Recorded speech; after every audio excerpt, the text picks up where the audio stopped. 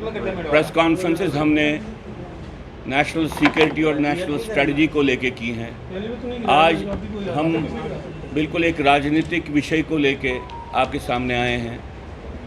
वो राजनीतिक विषय कश्मीरी हिंदू विस्थापितों के साथ संबंधित है, क्योंकि एक धारणा बनाई गई है ख़ास तौर से बीजेपी की तरफ से कि कश्मीरी हिंदू बीजेपी की एक कैप्चर्ड इलेक्टोरल कॉन्स्टिट्यूंसी है। ये धारणा एक बन गई। हम कहना चाहते हैं कश्मीरी हिंदू समाज, विस्थापित समाज, ये किसी की बपोती नहीं है, नहीं ये बीजेपी की पॉलिटिकल होस्टेज है, नहीं कांग्रेस की पॉलिटिकल होस्टेज है। हमने पिछली प्रेस कॉन्फ्रेंसेस में भाजपा सरकार की सिक्योरिटी पॉलिसी को लेकर बहुत कहा है। आज हम इस विषय को क्लियर करना चाहते हैं कि हम नहीं समझते हैं कि भाजपा सरकार के आने के बाद कश्मीरी हिंदू विस्थापित की परिस्थिति किसी भी सूरत में कहीं पे बदली है। कोई भी ऐसा विषय जो उनसे संबंधित हो, चाहे वो उनकी सुरक्षा का उसका सुरक्षा के साथ संबंध हो या उनकी बेहबूदी के साथ संबंध हो, वहाँ पे भारत सरकार ने, भाजपा सरकार ने और यहाँ पे जो भाजपा की लीडरशिप है, उन्होंने बिल्कुल कुछ नहीं किया है। न तो नौकरियों के संबंध में, न तो रिलीफ के संबंध में, न तो कोई ऐसा विषय जो सुरक्षा से संबंधित है उसके विषय में उन्होंने कुछ किया है। मैं आपको ये कहना चाहता हूँ कि एक भ्रांति है कि प्राइम मिनिस्टर्स एम्प्लॉयमेंट पैकेज को इन्होंने इम्प्लीमेंट किया। पहली बात, जिसको प्राइम मिनिस्टर्स एम्प्लॉयमेंट पैकेज कहते हैं वो पुरानी सरकारों ने शुरू किया। वो भाजपा की कोई बपोती नहीं है। भाजपा उसको इवन पूरी तरह से इम्प्लीमेंट करने में अभी तक भी असफल रही है। दूसरी बात, वो कोई एम्प्लॉयमेंट पैकेज नहीं है, एक किस्म से बंधुआ मजदूरों को तैयार करने की एक पॉलिसी थी। किसी तरीके से उनकी हालात का इस्तेमाल करके उनको कश्मीर में उस राजनीतिक तंत्र के हवाले किया जाए जिन्होंने वहाँ पे अलगाववाद को लाया, क्योंकि भारत सरकार उसी राजनीतिक तंत्र के साथ बार बार समझौता करती आ रही है। ये लोग, न तो इनको पेंशन की कोई सुविधा है, न तो इनको ट्रांसफ़र की कोई सुविधा है ऐसे एम्प्लॉयज़ की, और न तो इनको कोई कैरियर प्रमोशन की सुविधा है। ऐसे ऑर्डर्स निकाले गए हैं जो ऑर्डर्स उनको वर्चुअली जहां पे वो इस वक्त हैं वहीं पे वो रहेंगे। तो मैं समझता हूं कि टोटलिटी में एम्प्लॉयमेंट पॉलिसी नहीं है, एक बंधुआ मजदूरों की पॉलिसी है। किसी तरह से उनको वहां पे कश्मीर के राजनीतिक तंत्र के हवाले करने की एक पॉलिसी है।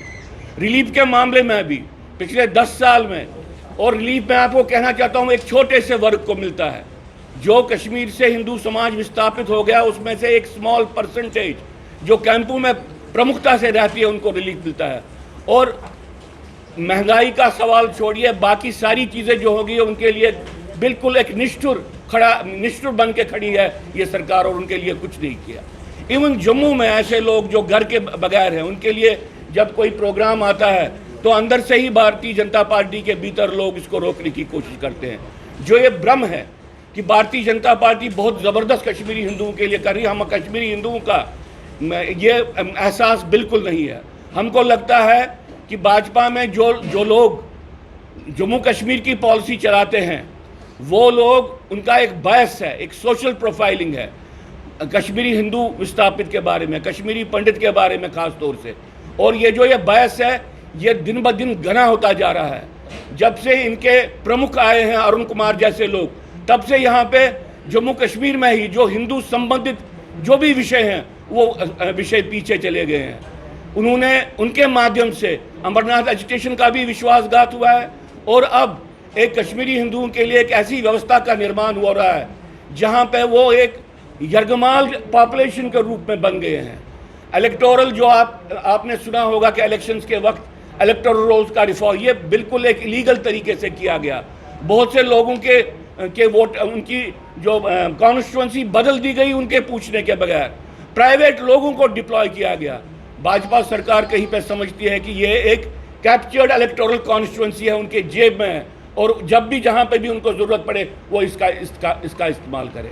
हम आज ये बात आपके सामने इसलिए कर रहे हैं क्योंकि हम समझ रहे हैं कि अलगाव और आतंकवाद का जो प्रमुख यहाँ पे टारगेट वो हिंदू है। जम्मू के हिंदू के साथ भी विश्वासघात हुआ और कश्मीर के हिंदू के साथ भी विश्वासघात हो रहा है। हम समझते हैं कि शायद नई सरकार इन विषयों को अपने संज्ञान में ले ले, क्योंकि उनको जानना चाहिए कि पुराने इलेक्शन में एकदम से जो पार्लियामेंट्री इलेक्शन 20% वोट बीजेपी का कम हो गया है। और ये समझ के हम उनके सामने बात को चेता रहे हैं कि भाई हम लोग, आप जो भी विश्वासघात कर रहे हैं उसको समझ रहे हैं।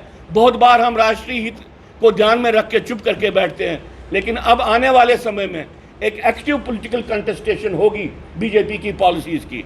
बस ये कह के मैं अपना निवेदन समाप्त करता हूँ।